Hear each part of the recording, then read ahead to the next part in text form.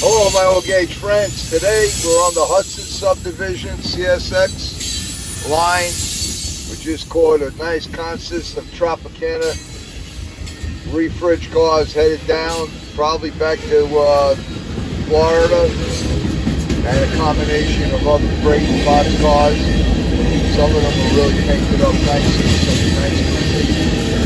And thank you to all my subscribers. If you like, please subscribe, and I'll see you guys on the next shoot. Take care, guys.